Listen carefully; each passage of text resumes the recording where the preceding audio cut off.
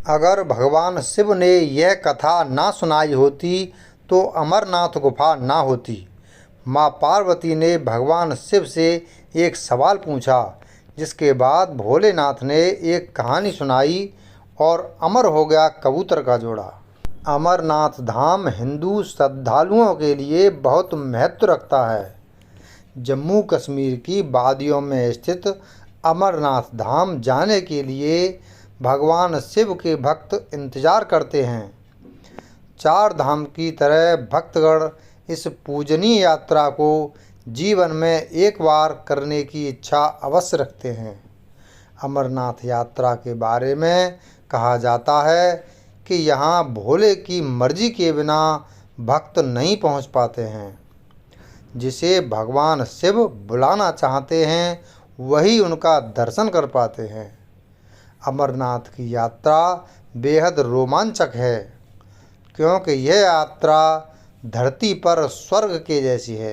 हिमालय की गोदी में स्थित अमरनाथ हिंदुओं का सबसे ज़्यादा आस्था वाला पवित्र तीर्थ स्थल है। अमरनाथ की खासियत पवित्र गुफा में बर्फ से शिवलिंग का बनना है। प्राकृतिक हिम से बनने के कारण ही इसे हिमानी शिवलिंग या बर्फानी बाबा भी कहा जाता है। अमरनाथ हिंदी के दो शब्द अमर अर्थात अनश्वर और नाथ अर्थात भगवान को जोड़ने से बनता है।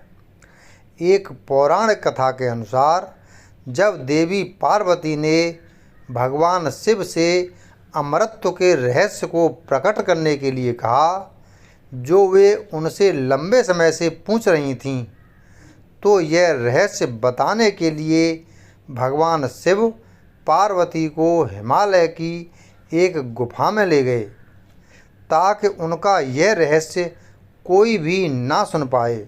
और यहीं भगवान शिव ने देवी पार्वती को अमरत्व का रहस्य बताया।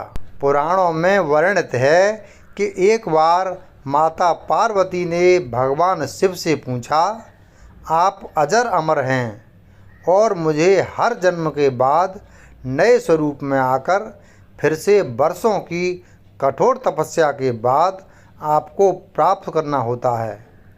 मेरी इतनी कठोर परीक्षा क्यों? और आपके कंठ में पड़ी यह नरमुंड की माला तथा आपके अमर होने का रहस्य क्या है?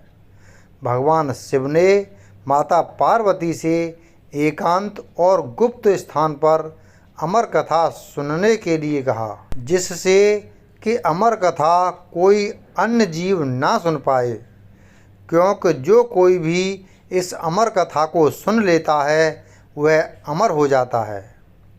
पुराणों के मुताबिक शिव ने पार्वती को इसी परम पावन अमरनाथ की गुफा में अपनी साधना की अमर कथा सुनाई थी, जिसे हम अमृत कहते हैं।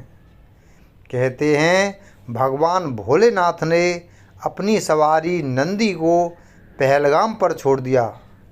जटाओं में चंद्रमा को चंदनवाड़ी में अलग कर दिया और गंगा जी को चंपतरणी में तथा कंठाभूषण सर्पों को शेषनाग पर छोड़ दिया। इस प्रकार इस पड़ाव का नाम शेषनाग पड़ा। अगला पड़ाव गणेश पड़ता है। इस स्थान पर बाबा ने अपने पुत्र गणेश को भी छोड़ दिया था, जिसको महागुणा का पर्वत भी कहा जाता है। पिस्सू घाटी में पिस्सू नामक कीड़े को भी त्याग दिया। इस प्रकार महादेव ने जीवनदायिनी पांचों तत्वों को भी अपने से अलग कर दिया। इसके बाद माँ पार्वती के साथ उन्होंने गुप्त गुफा में प्रवेश कर दिया और अमर कथा माँ पार्वती को सुनाना शुरू किया। कथा सुनते सुनते देवी पार्वती को नींद आ गई और वह सो गईं, जिसका शिवजी को पता नहीं चला।